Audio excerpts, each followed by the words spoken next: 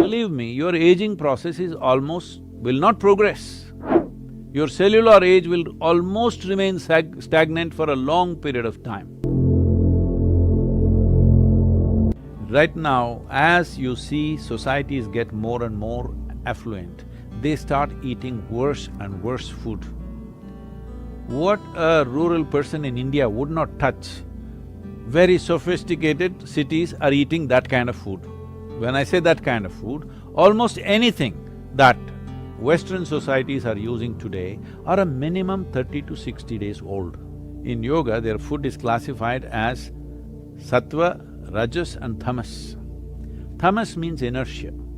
If you eat anything which has tamas, inertia will come in your system. Inertia does not mean you just become lazy. Inertia means certain things slow down. Certain things means essentially regeneration of the system slows down. Today you know that neuronal regeneration is one of the most important aspects of keeping your brain reasonably functional throughout your life. If you are consuming foods which are tamasic or causes inertia in the general function of your system, in the energetic process of who you are, then you will see cognition levels slowly will go down over a period of time. Because everybody understands this. This is why they're drinking cups and cups of Coca-Cola or coffee or alcohol or something else, because they know they need to balance that. So this kind of balance is a very rudimentary way of balancing your system, that you're putting wrong things and then you're trying to correct it with right things. The highest number of antacids in the world, nearly 60% of the world's antacids are sold in America, the most affluent population on the planet. This means they have a whole choice of nourishment. They can eat the best food, but no, they will eat the worst food, because commercial forces will decide what you eat. You cannot eat consciously anymore what you want to eat. Just I'm saying, if everything becomes fresh food, in the yogic culture, if you cook something, the maximum time in which you can eat it is 1.5 hours, 90 minutes. Before that you should have eaten the food. After that we won't touch the food because it has started gathering tamas, inertia will begin to happen. If you want to experiment, you can experiment, eat something very fresh for 1 week, eat something which is processed and kept for 1 month, 2 months and then eat it, you will see the level of alertness in the system, you will notice it in your experience. But it is happening at the cellular level, it is happening in terms of… we call this ojas, there is no English word for that. If you create sufficient ojas, which is a non-physical dimension of energy, if every cell in your body is wrapped in this, believe me, your aging process will not progress. Your cellular age will almost remain stagnant for a long period of time. Some of the tests they have done on me and they are saying that my cellular age is 25. Well, I still am like 25, I'm maintaining the same level of activity, I'm maintaining the same weight, same everything.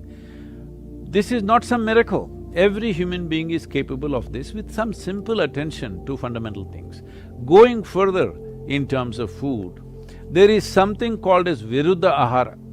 That means, if you eat one thing and put another thing which works opposite to that, then in your system there is a war.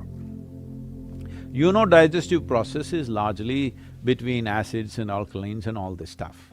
For example, you eat meat which is fatty. If you ate it by itself, it may not cause that much damage. But you ate that with rice and ghee, you call that biryani and you ate it. Now the damage is big because these two things will not go together. This is why any non-vegetarian food and milk-related food were never mixed, because the moment you mix it, it will go opposite to each other and you create a battle within yourself. In the yogic culture, food should not remain in your stomach bag for more than 2.5 hours. Within 2.5 hours, it should have moved out, you must be feeling empty stomach. Hunger will not come, empty stomach will come, and that is good. We want our stomach to be always empty, because in an empty stomach, everything works well. And the colon health is something that's completely neglected today. If you do not keep your colon clean, keeping your mind in a balanced state is very, very difficult. So in Ayurveda and Siddha, first thing if you say anything, you are having sleepless nights, you are having disturbed something, mild, any kind of psychological problems, first thing is purging. Purge the system, clean the colon, suddenly you feel little balanced. So in the yoga center, the day starts with a small marble-sized ball of neem and turmeric. There are many aspects to this of what impact it has on your system. One immediate thing it will do is, it will keep your alimentary tract clean. When we say clean, this is a region, this whole digestive process is a region where you have maximum amount of other life. So within this alimentary tract, there are a whole host of microorganisms. Many of them have turned friendly to us. We are living because of them, we are able to digest food because of them. Many functions in the body happen because of them. But still there are many who are harmful to us.